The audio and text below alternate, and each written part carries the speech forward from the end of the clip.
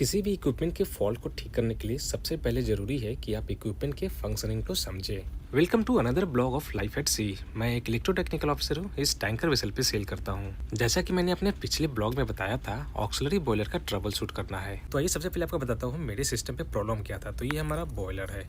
Boiler में steam बनाने के लिए सबसे पहले हमें फायर चाहिए, और फायर के लिए ऑयल चाहिए, एयर या स्टीम चाहिए और स्पार्क चाहिए। तो ऑयल आ रहा है, स्पार्क भी है, ऑयल स्टीम भी आ रहा है। अभी मान लीजिए क्या है कि सब तीनों चीज़ अवेलेबल है, लेकिन एयर का या स्टीम का जो ऑटोमाइजिंग के लिए हम यूज़ करते हैं उसका प्रेशर कम है या बहुत कम हवा जा रहा है। तो ऑयल सफिशिएंट क्वांटिटी में आ रहा है इधर से, और जो हवा आ रहा है वो बहुत कम आ रहा है। तो अगर हवा जो बहुत कम आएगा तो यहाँ पे कंबसन बढ़िया से नहीं होगा। बढ़िया से नहीं होगा तो जो इसमें ऑयल बच जाएगा कुछ, और ये नीचे ड्रॉप होकर एक्यूमुलेट होता रहेगा बॉयलर में। तो नीचे में जब बहुत सारा ऑयल एक्यूमुलेट हो जाएगा तो यहाँ पे एक्सप्लोजन होने का चांस रहेगा। इसलिए हम इस एयर या स्टीम के लाइन में एक प्रेशर स्विच लगा कर रखे हैं।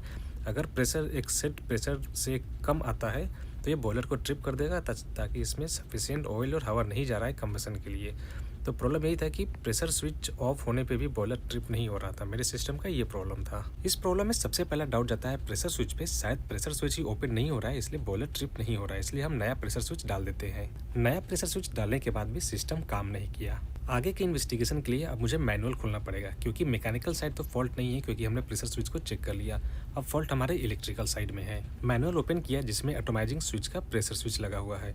तो ये अगर प्रेशर स्विच बना रहेगा तो हमारा सिस्टम ठीक है, और जैसे ही ये प्रेशर स्विच ओपन होगा बॉयलर शट डाउन हो जाना चाहिए। अभी स्विच हमारा ठीक था, ये ऑन ऑफ हो रहा है, लेकिन फिर भी ये बॉयलर ट्रिप नहीं हो रहा है। अभी मैंने ध्यान से जब मैनुअल को देखा तो यहाँ पे एक 1.8 किलो ओम का रेसिस्टर लगा है, और ये 2.2 किलो ओम का रेसिस्टर लगा है। इसका कुछ तो जरूर काम है यहाँ पे। अभी ये सिग्नल हमारे ट्रिप एम्पलीफायर को जाता है। यहाँ पे ये हमारा ट्रिप एम्पलीफायर है।